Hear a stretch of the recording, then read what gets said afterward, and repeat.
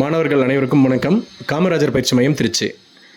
இப்போ 2ஆம் நிலை காவலர் கிரேட் 2 போலீஸ் கான்ஸ்டபிள் 2025ஆம் ஆண்டிற்கான காலி பணியிடங்களுக்கான அறிவிப்பு வெளியிடப்பட்டு மாணவர்கள் விண்ணப்பிக்கும் ப்ராசஸ் போயிட்டுருக்கு இல்லையா?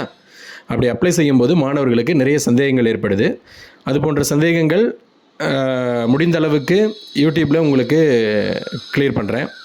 அது போக இப்போ யூஎஸ்ஆர்பி போர்டில் ஒரு சில பெரிய சந்தேகங்களுக்கு ஒரு சரியான விளக்கம் கொடுத்துருக்காங்க.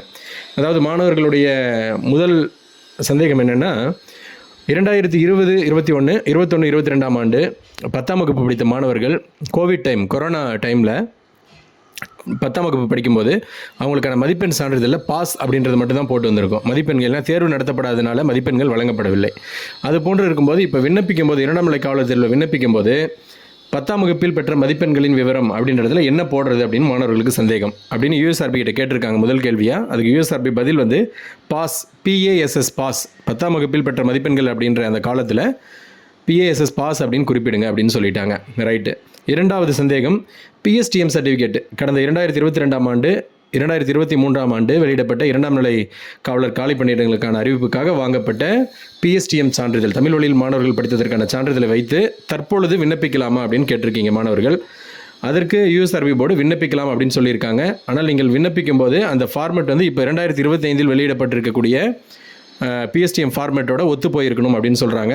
உங்களுக்கு சந்தேகம் வேண்டாம். 2022, 23, 25 எல்லா வருடங்களிலும் ஒரே மாதிரியான ஃபார்மேட் தான் இன்ஃபர்மேஷன் ப்ரோச்சரில் கொடுத்துருக்காங்க. அதனால் நீங்கள் அப்ளை பண்ணலாம்.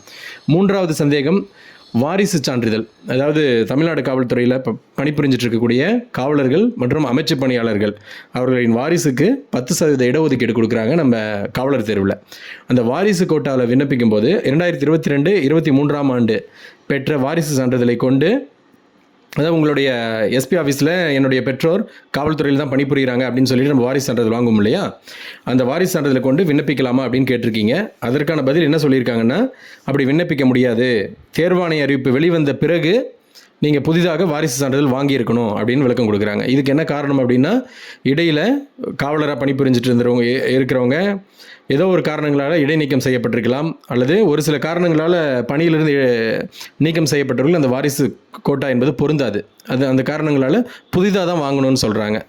மாணவர்கள் மேலே குறிப்பிட்டிருக்கக்கூடிய இதெல்லாம் ஃபாலோ பண்ணிக்கோங்க.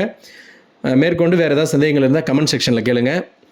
ஏதாவது இது போன்ற விளக்கங்கள், ஏதாவது TNUSRB SI போலீஸ் தொடர்பான எந்த விதமான சந்தேகங்கள் இருந்தாலே கமெண்ட் செக்ஷனில் குறிப்பிடுங்க. மாணவர்களுக்கு அனைவருக்குமே தெரியப்படுத்துகிறேன். நல்லா படிங்க.